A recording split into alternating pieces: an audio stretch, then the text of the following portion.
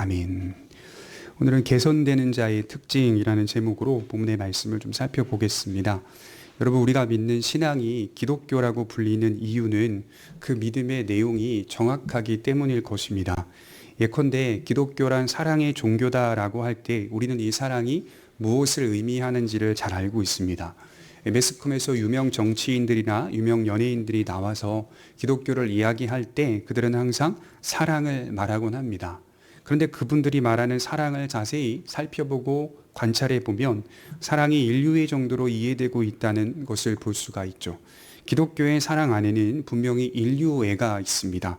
이웃을 사랑하고 또 봉사하고 이웃을 위하여 헌신하며 또 양보하는 분명한 인류애가 있습니다. 하지만 기독교에서 말하는 인류애란 근본적으로 십자가의 대속, 구속을 의미하는 내용입니다. 우리 같은 자를 구원하시고 사랑하신 그 크신 하나님의 역사와 섭리, 그리고 영원한 사랑과 은혜 앞에 죄인들이 자신을 돌아보며 그분의 말씀을 청종하고 그분의 말씀에 준행한다는 방향성 속에서 우리는 사랑이다, 이렇게 이야기하고 있습니다.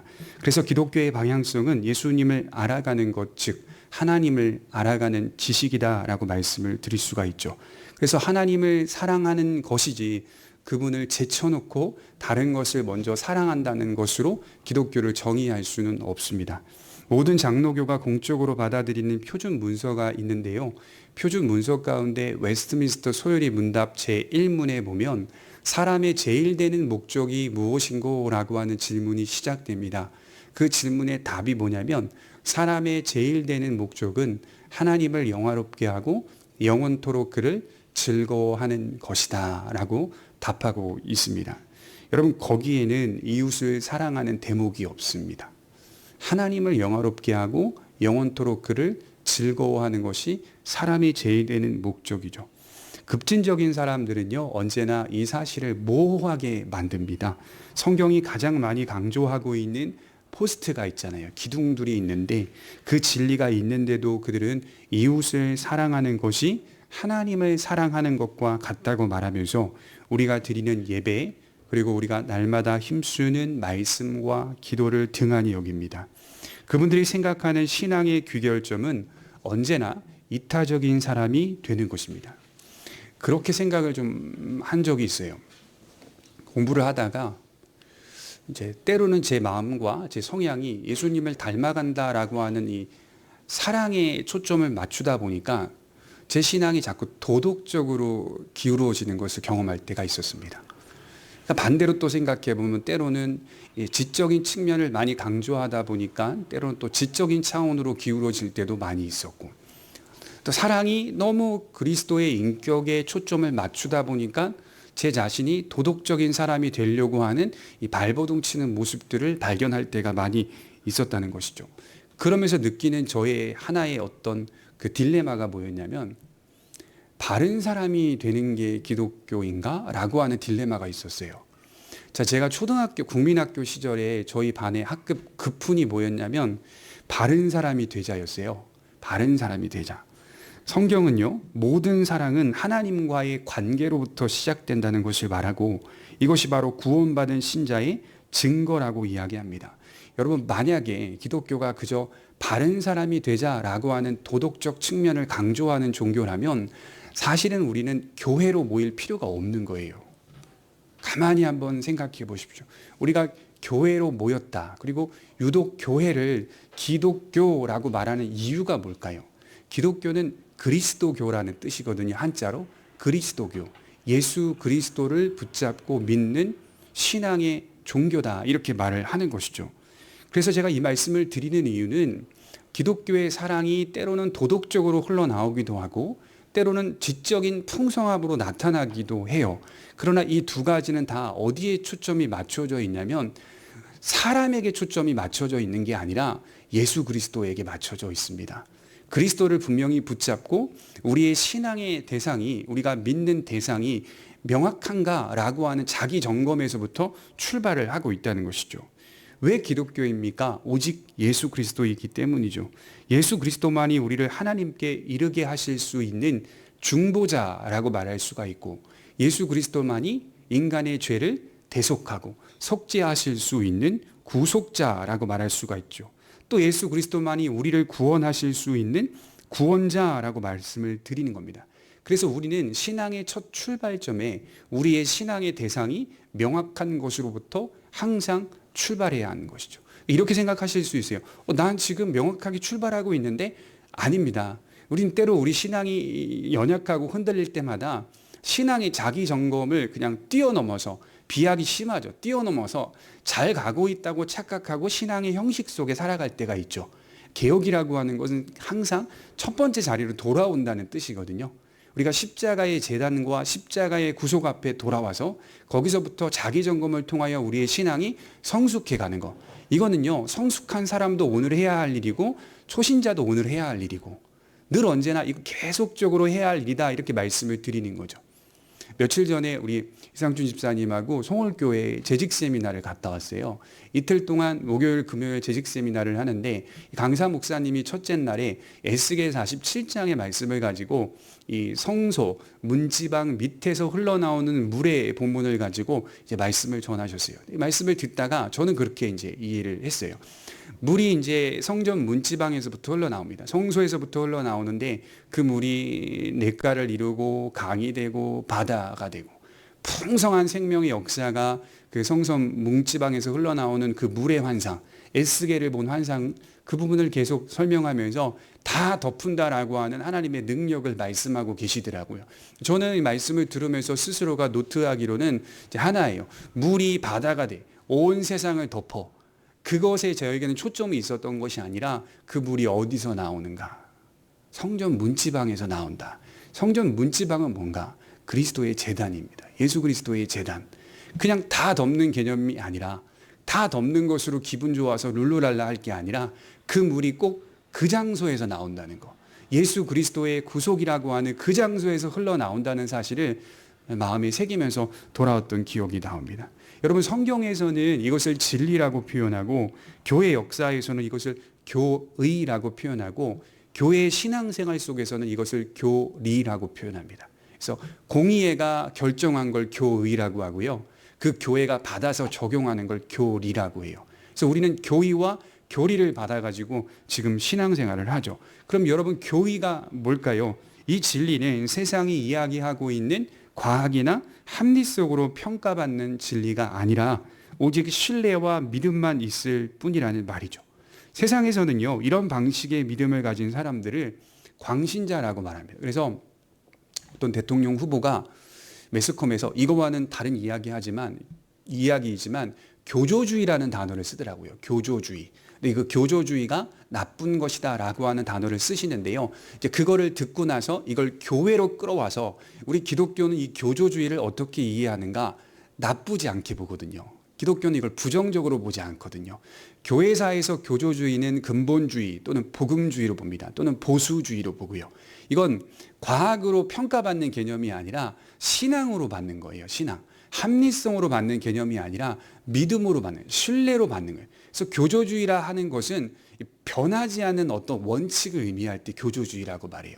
그러니까 여러분들의 신앙생활 속에 교조적인 측면이 있다는 거예요. 그 교조적인 측면이 뭐겠어요? 성전 문지방에서 흘러나오는 물만이 세상을 덮을 수 있다는 진리. 과학적인 게 아니에요. 합리적인. 그렇다고 여러분 성경을 읽어보시면 영국의 유명한 두 명의 이제 성경학자들, 이제 지금은 신자가 되셨어요. 불신자였는데 그분들이 성경을 연구하면서 성경이 거짓말이라는 것을 드러내기 위해서 최선을 다해 인생을 바쳐 연구하다가 예수님을 만났어요. 그분들이 한 말 중에 대표적인 인상의 깊은 게 뭐냐면 성경을 계속 연구하다 보니 성경이 충분한 논리를 갖고 있다는 거예요. 충분히 합리적인 측면이 있다는 거예요. 그 안에서 예수님을 만났다는 거예요.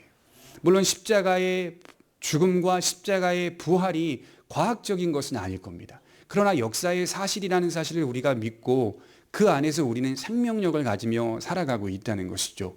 그래서 성경을 읽다 보면 무조건적으로 광신적인 측면이 들어있는 게 아니라 우리가 이해할 만한 충분한 논리와 합리적인 측면도 다 들어있다. 그러나 왜 이것을 우리가 신앙이라고 부르냐면 신뢰를 포함하고 있기 때문에. 신뢰. 읽으면서 신뢰하지 않으면 성경은 항상 비합리성을 가진 책이다라고 볼 수밖에 없다는 것이죠. 구름같이 허다한 증인들이 역사 속에서 이 진리를 믿고 붙잡으면서 인생을 걸었다는 사실을 히브리서 기자는 말씀을 했어요. 그들은 모두 맹목적인 것이 아니라 예수님을 정말 만났고 예수님을 보았고 예수님을 경험했습니다. 왜 예수 그리스도인지에 대한 명확한 이해가 있었던 것입니다. 시내산에서 이스라엘이 하나님께로부터 받은 10계명을 기억해 보세요. 10가지 계명 중에 첫째, 두 번째, 세 번째, 네 번째 계명은 무엇을 반복해서 강조하고 있죠? 너는 나 외에 다른 신들을 내게 있게 하지 말지니라 1계명. 우상 숭배하지 말지니라 2계명. 여호와의 이름을 망령되이 일컫지 말지니라 3계명. 안식일을 기억하여 거룩히 지키라 4계명. 1계명부터 4계명까지는 반복해서 강조하고 있는 핵심적인 진리가 있어요. 여호와만을 섬기라. 그죠? 하나님과의 관계를 맺으라. 하나님을 경외하라. 분명히 하라. 명확히 하라라고 하고 있어요. 그리고 나서 이어지는 5계명이 부모를 공경하라라고 하는 것이죠. 사회의 가장 기초 단위, 가족을 끌어들이고 있죠. 그럼 모든 윤리적인 실천의 항목들은 하나님을 경외하지 않고서는 온전히 나타날 수 없는 것이라는 것을 1계명부터 4계명까지 강조하고 있는 겁니다.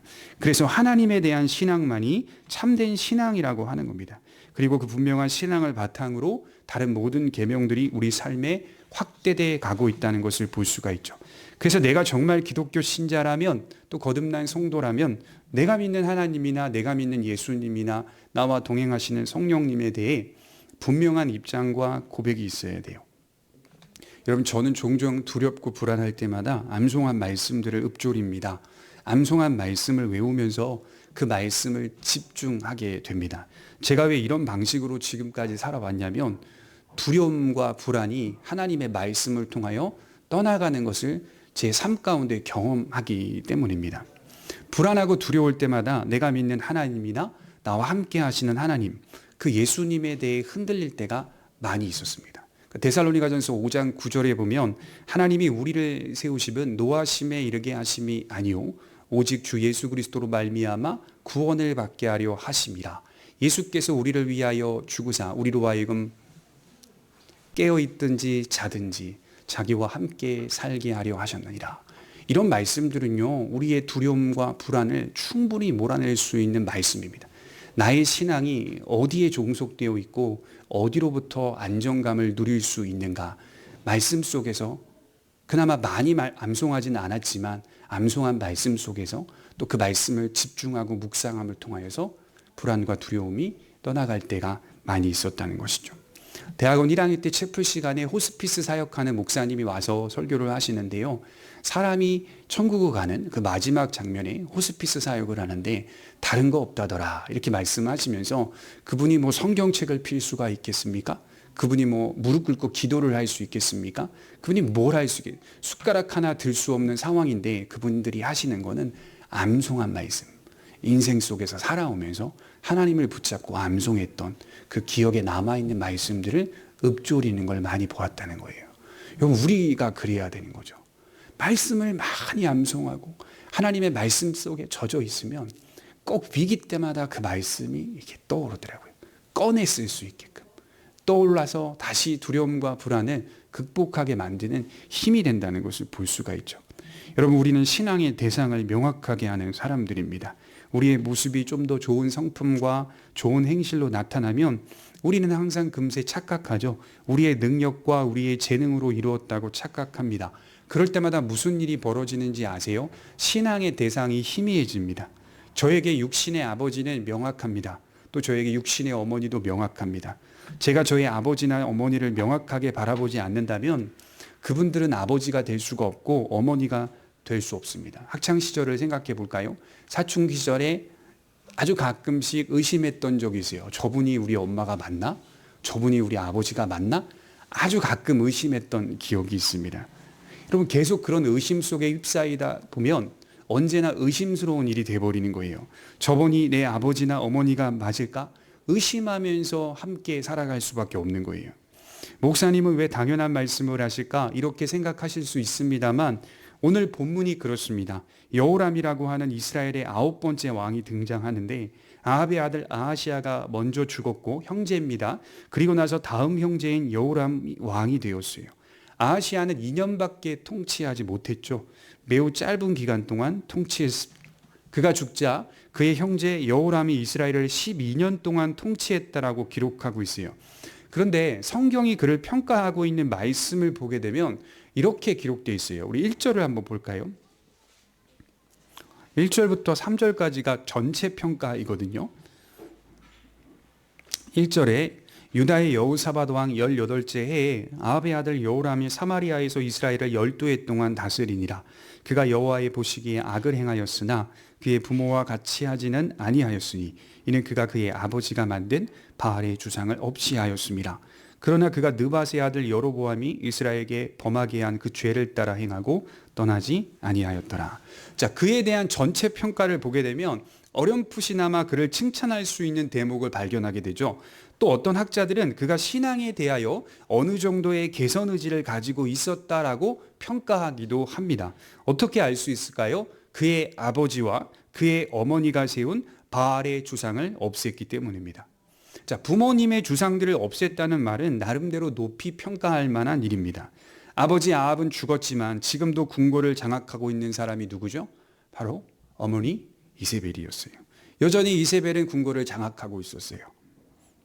아들이 어머니가 보고 있는 모든 상황 속에서도 바알의 주상들을 없앴다는 건 이건 대단한 의지일 수도 있습니다. 그러니까 다시 이스라엘이 하나님 앞에 회복될 수 있는 어느 정도의 개선 의지, 가능성이 보였다는 말입니다. 하지만 문제가 있죠. 1절부터 3절까지는 여호람의 인생의 전체 평가입니다. 여호람의 이런 모습은 결코 종교 개혁은 아니었다는 겁니다. 그저 바알의 주상을 제하였을 뿐이죠. 그 이상도 그 이하도 아니었다는 것이죠. 저는 이것을 보면서 우리는 사람이 개선된다는 것이 참 중요한데, 사람이 개선되고 있는 거 참 중요한데 참된 개선은 어떻게 이루어지는지를 좀 살펴보려고 해요. 첫 번째로는요, 어떤 동기에서 개선되고 있는가가 중요합니다. 어떤 동기에서. 남편과 아내가 사이가 안 좋아요. 그런데 어느 날 남편이 아내에게 선물을 주는 거예요. 또 편지도 씁니다. 봉투 안에는 어느 정도의 돈도 들어 있습니다. 그럼 아내는 어떻죠? 좋아하죠. 좋아해요. 엄청 좋아해요. 그래서 관계가 개선된 것처럼 보여요. 그러나 그것을 행하고 있는 남편이 다른 마음을 품고 그렇게 하고 있는 것이라면 그것은 바른 동기라고 말할 수 없습니다. 겉으로 보기에는 개선된 것처럼 보일 뿐이죠. 여러분, 우리 주변 사람들을 보세요. 어떤 사람이 나아지고 있다는 소식을 제가 들은 일들이 있습니다. 표면적으로는 나아지는 것처럼 보여요. 그래서 기대도 하게 되고 인간에게 어떤 소망도 생깁니다.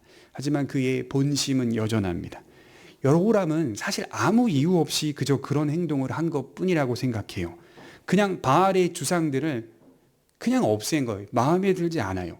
그래서 그냥 없애버린 거예요. 이유가 무엇이더냐라고 묻는다면 하나님에 대한 바른 동기, 그에 대한 믿음에서부터 주상을 없앤 게 아니라 마음에 들지 않아서일 것이고, 제가 조금 더 연구해 보니까 자기의 통치 권력에 이익이 되지 않기 때문이에요.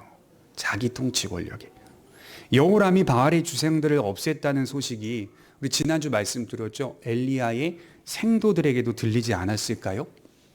베델에 있는 생도들, 사마리아, 여리고에 있는 생도들 다 기대했을 거예요. 여호람에 대한 기대가 커졌을 거예요.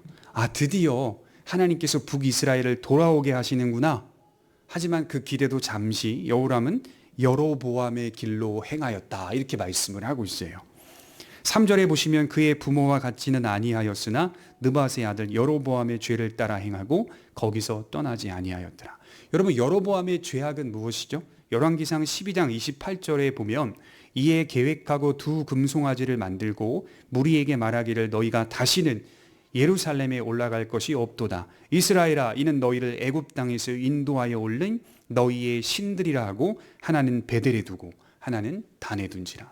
여로보암 왕, 북이스라엘의 첫 번째 왕은 금송아지를 만들어서 단과 베델에 설치하여서 금송아지가 우리를 출애굽시킨 여호와 하나님이다 라고 말했던 왕이었습니다.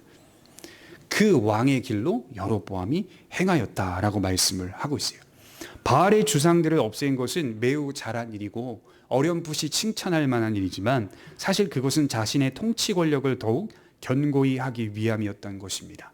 바알 신앙을 떠나게 한 것처럼 보이나 사실은 여전히 바알을 숭배하고 있는 모양입니다. 왜 그런 걸까요? 바른 동기에서 출발하지 않았기 때문입니다.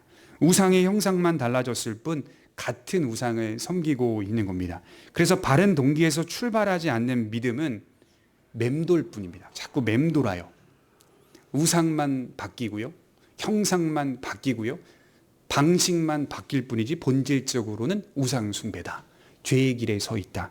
인간이 정말 개선되고 있다는 사실은 어디서부터 발견해야 할까요? 그 사람의 동기가 무엇인가? 거기서부터 발견해야 돼요. 늘 스스로에게 물어야 됩니다. 우리 스스로에게. 우리는 어떤 동기에서 지금 예배를 드리고 있는 걸까? 살다 보니까 여러 사람들이 저에게 접근합니다. 친해지려고. 진수성 목사님하고 좀 친해지고 싶다. 관계 맺고 친밀해지려고. 그럼 가끔 그렇게 저도 사람을 좋아하는 편이라서 친해지고 관계를 맺다 보면 실망할 때가 있어요. 제가. 왜 실망하냐? 동기가 보일 때 어떤 마음으로 저에게 접근했는지가 보여졌을 때에는 그때는 실망할 때가 많이 있습니다. 정말 동기는 중요해요. 나의 행위의 동기가 무엇입니까? 어떤 동기에서 개선되려고 하십니까? 그것이 정말 중요합니다. 거기서부터 하나님께 판단을 받는다, 바울이 그렇게 말했어요. 너희들의 행실에서 판단받지 않고 거기서부터 어떤 동기에서 시작하고 있는지 거기서부터 판단받는다. 무엇을 하든 거기서부터 시작하시기 바랍니다. 그래야 우리의 믿음이 성장할 수 있습니다. 두 번째로 사람이 개선되는 증거는 바른 기준에서 나온다. 이렇게 말씀을 드리고 싶어요. 우리 9절을 한번 볼까요? 9절부터 11절 같이 한번 읽어볼게요. 시작. 이스라엘 왕과 유다 왕과 에돔 왕이 가더니 길을 둘러간 지 7일에 군사와 따라가는 가축을 먹일 물이 없는지라. 이스라엘 왕이 이르되 슬프다. 여호와께서 이 세 왕을 불러 모아 모압의 손에 넘기려 하시는도다 하니 여호사밧이 이르되 우리가 여호와께 물을 만한 여호와의 선지자가 여기 없느냐 하는지라.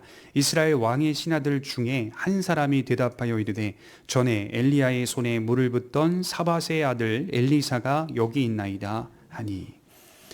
여러분, 이게 무슨 배경이냐면 전체 평가가 1절부터 3절까지 나오고 4절부터 14절 그 다음 내용까지는 이제 여호람 인생의 이제 한 부분을, 한 과정을, 한 사건을 이제 상세히 기록하고 있는 내용입니다. 이 배경을 보면 모압이라는 나라가 이스라엘의 지배를 받고 있었어요. 그러니까 이제 이스라엘이 모압을 지배하는 종주국이었는데 이게 언제부터 시작됐는지를 제가 성경 역사로 연구해 보니까 이게 사울왕 때부터 시작이 됐더라고요. 다윗이 모압을 완전히 통치하고 솔로몬이 온전히 모압을 통치하고 그렇게 해서 계속 온 거예요. 그래서 우리가 보시다시피 4절과 5절에 보면 모압 왕 메사가 이 양의 털들을 자꾸 조공으로 바치는 장면들이 보는데 어느 날 바치질 않는 거예요. 그게 어디서부터 시작하냐면 아합이 죽고 나서부터 모압이 이스라엘을 배반하였더라. 대적하고 있는 상황입니다. 여러분, 사실은 이 일은 여호람이 통치하기 전에 이미 우리가 2년밖에 통치 안 했던 아하시야 왕 기억하시죠? 그때서부터 이미 이 문제를 해결해야 됐을 겁니다. 그러나 2년밖에 통치 못하고 일찍 죽었기 때문에 이 문제가 그대로 여호람 왕으로부터 이어지게 되는 것이죠. 여호람은 이스라엘을 배반한 모압과의 전쟁을 선포합니다. 그리하여 유다의 왕인 여호사밧을 초청하고 에돔 왕을 청하여 연합군을 만들어요. 그런데 이들이 모압을 치러 가는데 이게 생각보다 멀고 길이 험준해서 물이 없게 됩니다. 그래서 위기를 맞은 겁니다. 다 죽게 생겼죠. 적에게 공격을 받을 수 있는 좋지 못한 상황입니다. 바로 그때요, 유다의 선한 왕으로 평가받고 있는 여호사밧 왕이 묻게 됩니다. 11절, 여호와께 물읍시다. 여호와께 물을 만한 선지자가 여기 없습니까? 그리고 엘리사가 있다는 정보를 듣고 엘리사 선지자를 찾습니다. 여기서 우리는 분명한 기준이 있는 유다왕 여호사밧을 발견하게 되죠. 여러분, 이 이야기를 읽다 보면 비슷한 이야기가 생각나셔야 돼요. 열왕기상 22장에 아합이 마지막 전투 기억하시죠? 아람과의 전쟁을 벌일 때 갑옷 솔기의 화살이 맞아 죽게 되죠. 그때 누가 같이 싸웠죠? 여호사밧. 똑같은 사람이에요. 그때 여호사밧이 함께 연합군이 되어서 아람과 전쟁을 벌이죠. 물론 여호사밧은 그때 살아납니다. 거기서도 이 여호사밧 왕이 등장하는데 똑같은 말을 하고 있더라고요. 거기서도 뭐라고 표현합니까? 열왕기상 22장에 보면 먼저 여호와의 말씀이 어떠하신지 물어보소서. 3번이나 똑같은 말을 해요. 여호사밧 왕은 기준이 항상 똑같아요. 그는 바른 기준이 있는 신앙인이었습니다. 언제나 똑같은 모습으로 서 있습니다. 바른 기준이 없다면 어떤 일이 생길까요? 오왕좌왕합니다. 여기서 바알에게, 저기서는 금송아지에게, 다시 여호와께, 이것저것을 돌아다니면서 물어보는 신앙이 바른 기준이 없는 신앙입니다. 이런 신앙의 특징은 모든 게 허용됩니다. 문제는 뭐냐? 결과만 좋으면 됩니다. 그러니까 이런 신앙인들이 위험한 거예요. 결과만 좋으면 돼요. 내 결과만 좋으면 하나님의 뜻이다라고 생각하는 신앙. 자, 그러면 결과가 좋지 않아. 그럼 하나님의 뜻이 아니에요? 내가 하나님 앞에 기도해서 결과가 이렇게 좋게 나오면 하나님의 뜻이고 좋지 않게 나오면 하나님의 뜻이 아닙니까? 하나님이 우리를 심판하신 겁니까? 하나님이 우리를 저주하신 겁니까? 성경은 그렇게 말하지 않잖아요. 고난 속에서도 하나님의 뜻이 있다라고 말하죠. 거기서도 하나님이 우리를 사랑하신다는 걸 발견하죠. 결과만 좋으면 되는 신앙은 위험한 거예요. 그 결과도 또 자신이 원하는 결과를 뜻합니다. 하나님의 뜻이 아니라 내가 원하는 대로 나타나는 결과가 그게 곧 하나님의 뜻이라고 생각하는 거예요.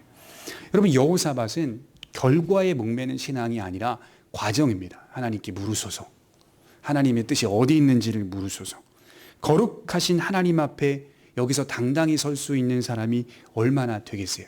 여러분, 우리는 부족합니다. 우리는 연약합니다. 그럼에도 불구하고 여호사밧을 보면서 우리가 인정해야 되는 것은 이런 과정의 신앙적 모습이 내게 있는지를 돌아봐야 돼요. 여호사밧 왕도요, 완벽한 왕일까요? 유다 왕들을 제가 살펴보니까 유다에 3명의 선한 왕이 있더라고요. 공식적으로. 히스기야, 요시야, 여호사밧. 그런데 여호사밧은 다소 부족한 면이 있습니다. 산당을 철거하지 않았거든요. 근데 성경은 선한 왕이라고 아주 평가하고 있어요. 정직한 왕이라고. 하나님 그걸 다 아세요. 부족한 걸 아세요. 그럼에도 불구하고 우리의 과정 속에서 하나님께 계속적으로 묻고 그 기준 속에서 하나님 안에 살고자 하는 그 자세, 태도를 보신다. 이렇게 말씀을 하는 것이죠. 신자의 당당함은 내가 나의 의지로 이룰 수 있는 게 아닙니다. 부족해도 변치 않는 믿음으로, 그리고 그 믿음을 인정해 주시는 하나님의 은혜를 바라보며 당당하게 서는 겁니다. 여호사밧의 신앙이 그런 것 같아요. 성경을 가만히 읽어보니까 정말 착한 사람들 많아요. 정말 착한 사람 많아요. 특별히 눈에 띄게 선한 사람들 많은데 요셉과 같은 인물은 너무 착해요. 보아스와 같은 인물도 너무 착해요. 다윗과 같은 인물도 착하고요. 보복 안 하거든요. 바나바와 같은 인물, 그냥 성경이 바나바는 착한 사람이라 대놓고 이렇게 말씀을 하고 있어요. 그런데 그들이 유독 강조하는 걸 보니까 그들의 선한 삶이나 그들이 정말 아름답게 개선되고 있는 그들의 삶, 그 삶을 강조하고 있는 게 아니더라고요. 그들은 바른 기준이 있습니다. 자신들이 선한 삶을 살았어도 그것을 자랑하거나 드러내는 일을 결코 하지 않아요. 그들은 하나님께서 자신들을 어떻게 사랑했는지를 먼저 드러내요. 하나님이 나를 어떻게 사랑했고 하나님이 나를 어떻게 빚어져 왔는지를 먼저 사랑해요. 또 먼저 고백해요. 그것을 통하여서 자신들의 개선된 삶을 나타내요. 그들에게는 하나님과의 관계가 먼저라는 사실을 내세웁니다. 변함없는 기준 위에서 사랑하며 그렇게 사랑합니다. 우리 13절에 보면 엘리사 선지자를 만나요. 여호람을 향해 엘리사가 직선적으로 말하는 말씀을 자세히 보겠습니다. 13절 보십시오. 엘리사가 이스라엘 왕에게 이르되 내가 당신과 무슨 상관이 있습니까? 당신의 부친의 선지자들과 당신의 모친의 선지자들에게로 가소서 하니 이스라엘 왕이 그에게 이르되 그렇지 아니하니이다. 여호와께서 이 세 왕을 불러 모아 모압의 손에 넘기려 하시나이다. 엘리사가 이르되 내가 섬기는 만군의 여호와께서 살아계심을 두고 맹세하노니 내가 만일 유다의 왕 여호사밧의 얼굴을 봄이 아니면 그 앞에서 당신을 향하지도 아니하고 보지도 아니하였으리이다. 열이 받아 있죠, 엘리사가. 사실은 여러분 가만히 생각해 보십시오. 존대를 받아야 될 사람은 왕이에요. 여호람 왕. 그죠? 하대를 받아야 될 사람은 엘리사예요. 그럼에도 불구하고 지금 왕이 존대받지 못하고요. 강하게 책망받고 있어요. 당신이 나와 무슨 상관이 있습니까? 담대하죠, 선지자가. 당신이 항상 물어왔던 무당들에게 가서 물어보십시오. 여호람의 신앙은 여전히 하나님에 대한 신앙과는 사뭇 달랐습니다. 여호람은 그런 사람이었어요. 신앙의 기준이 없습니다. 때에 따라 이리 갔다 이리 왔다 왔다 갔다 하는 우왕좌왕하는 사람이었어요. 그런데 그는 지금의 상황들이 정말 재밌어요. 10절에 여호와께서 일으키신 일이라고 말하고요. 13절에 같은 말을 또 하고 있어요. 여호와께서 넘기시려고 하고 있다. 이것이 하나님께서 일으키신 일이다. 이렇게 고백하고 있어요. 하나님을 믿지도 않고 있는 왕이 위기를 만나자 하나님께서 행하신 일이라고 하니 이것이 마치 회개하는 것처럼 비춰질 수 있으나 그의 인생 전체 평가를 보게 되면 알 수 있듯이 이 행동은 그저 우왕좌왕하는 행동일 뿐입니다. 아마 이 사람 바알의 선지자에게 갔으면 바알 선지자가 일으킨 일이라고 말했을 거예요. 이랬다 저랬다 하는 행동이에요. 엘리사는 뭐라고 말하냐면 선한 왕 여호사밧이 아니었다면 너 만나주지도 않았어. 이렇게 말씀하고 있어요. 네 곁에 여호사밧 없었으면 너 만나주지도 너 보지도 않았어. 이렇게 말하고 있어요. 멋지죠. 그래서 저 이런 생각을 해요. 14절에 그래서 기준이 명확한 사람을 곁에 두는 게 복이다. 여러분 곁에요. 내가 신앙이 진짜 약해. 내 체질을 알잖아요. 내 자신이 어느 정도는 안다고요. 내가 체질을 알면요. 여러분들 뭘 하셔야 되냐면요. 곁에 기준이 있는 사람을 곁에 두는 거예요. 그 사람 곁에 계속 두려고 노력하세요. 진짜 중요하더라고요. 제 같은 경우도 저 체질을 알기 때문에요. 쉽게 연약한 부분들이 많이 나오기 때문에 저는 훨씬 더 기준이 명확하고 강력한 사람을 제 곁에 스승으로 두려고 한다거나 친구로 두려고 한다거나 하는 시도가 있습니다. 그래야 제가요 도전을 받아요. 발떡발떡 일어나요. 깨어나요. 정신을 차려요. 그런 사람 내 곁에 한 사람 두 사람 있는 게 정말 중요합니다. 여러분 그런 사람 없잖아요. 그냥 휘말려 갑니다. 이러니 저러니 하는 사람들 옆에 같이 있으면 그 사람과 똑같이 갑니다. 우리가 그런 사람들이거든요. 복된 사람이 내 곁에 있는 거, 어떤 동기로 신앙생활하고 바른 동기, 바른 기준으로 신앙생활하는 여호사밧이 여호람 곁에 있다는 건 정말 복입니다. 그것 때문에 엘리사와 접견할 수 있는 거 아닙니까? 우리의 신앙이 바른 기준이 있기를 바랍니다. 정말 개선되고 있는 사람은 기준이 분명합니다. 그 기준은 우리를 힘들게 만드는 게 아니라 오히려 기준은 우리를 자유롭게 만들어줍니다. 그리고 참된 믿음은 바른 기준과 함께 세워진다는 것을 알게 되죠. 마지막 세 번째로 우리가 생각해 볼 수 있는 것은 정말 개선되는 사람은 바른 목적이 있는 사람입니다. 처음에 제가 뭐라고 말씀드렸죠? 개선되고 있는 사람은 바른 동기가 있는 사람. 또 개선되고 있는 사람은 바른 기준이 있는 사람. 또 정말 개선되고 있는 사람은 바른 목적이 있는 사람. 3절을 보면 알 수 있듯이 여호람 인생에 대한 전체 평가는 그가 그 죄를 따라 행하고 떠나지 아니하였다라고 말씀하죠.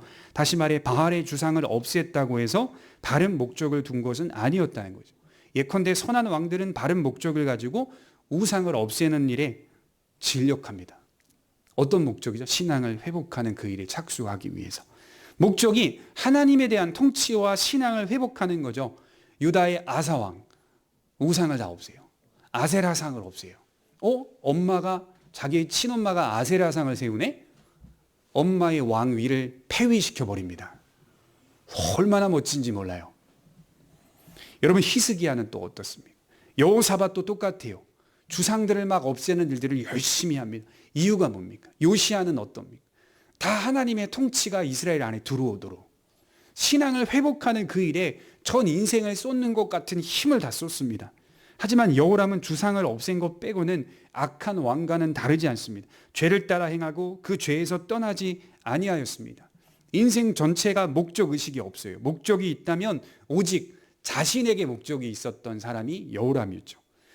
독일의 시인이자 철학자인 프리드리 니체라고 하는 사람이 기독교를 생각하는데 기독교는 다 마음에 들었대요. 니체 예수님 안 믿는 사람이에요. 다 마음에 드는데 뭐가 제일 마음에 안 들었냐면 이 기독교에서 말하는 속죄 개념이 제일 싫었답니다. 속죄 개념. 그래서 그의 인생 속에 이 속죄에 대한 이야기를 할 때는 그걸 증오하고 싫어한다 이런 표현들을 많이 했어요. 기독교에서 속죄하신 예수 그리스도에 대한 내용을 없애야 한다 이렇게까지 자기 책에서 말하는 내용이 있어요. 그는 주장하기를 속죄는 내가 행하는 것이기 때문에 나에게 달려있다 이렇게 말을 했어요. 여러분 니체만 그런 게 아니더라고요. 임마누엘 칸트 이 사람도 기독교 가정에서 자란 사람이에요. 이 사람도 싫어했던 게 속죄 개념이었다고 합니다. 기독교는 다 좋아. 속죄 개념만 없애버리자. 결국 인생의 목적은 나라는 거예요. 내가 예수 그리스도도 될 수 있다. 이렇게 가자는 거예요, 철학자들이. 내가 예수 그리스도도 될 수 있다. 그래서 인류의 역사를 보면 권세자들은 항상 나라고 하는 자신에게 유독 집착합니다. 타인을 말하는 것 같으면서도, 타인을 생각하는 것 같으면서도 언제나 자기중심적인 생각에서 벗어나지 못합니다. 목적이 어디라고요? 자신에게 있기 때문이에요. 여러분, 우리도 비슷한 모습이에요. 우리도 모든 관계 속에서 자신을 중심으로 생각합니다. 타인에 대한 생각을 하면서 그렇게 깊이 생각하지 못하더라고요.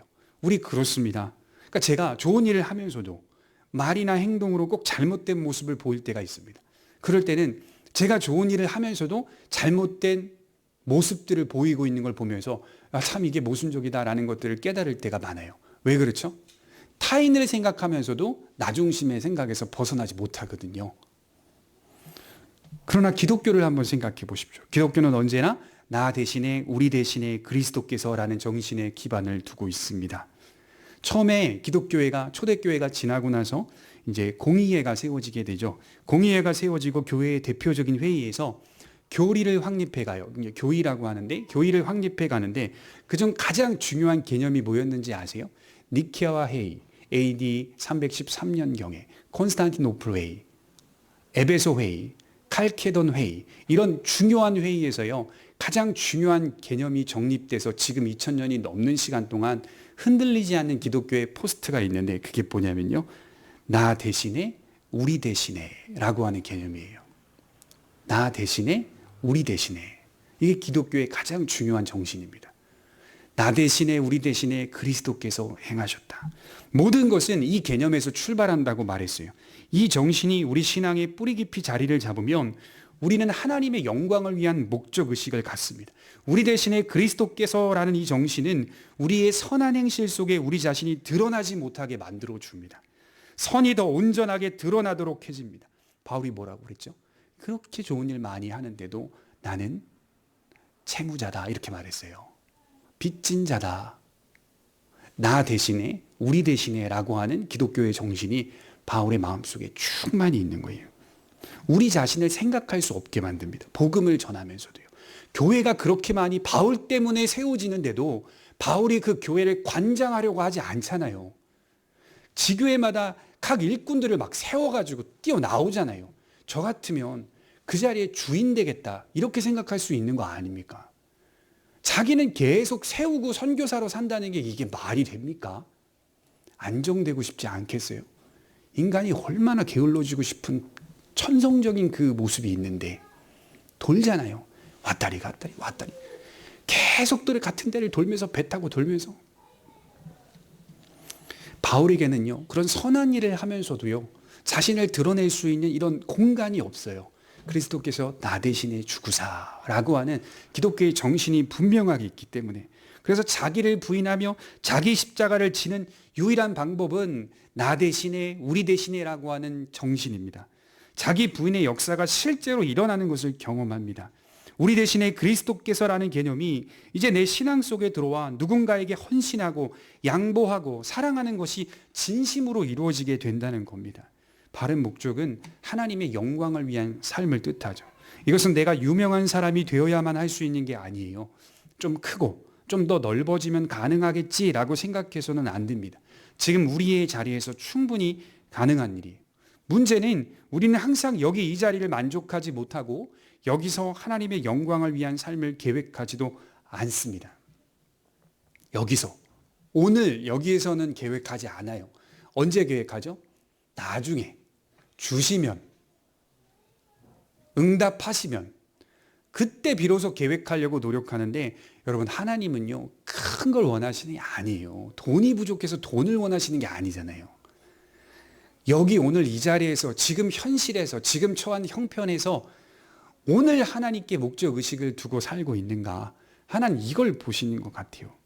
아침에 눈을 떠서 우리가 맞이하는 모든 평범한 일들 속에서 주어지면 하겠다는 것이 아니라 그 모든 것들 속에서 우리가 감사할 수 있으면, 오늘의 시간 속에서 목적을 하나님께 두고 미래가 아닌 여기 이 자리에서 하나님께 예배드리며 살 수 있다면, 그것이 하나님이 가장 영광을 많이 받으시는 일이라고 말할 수 있습니다.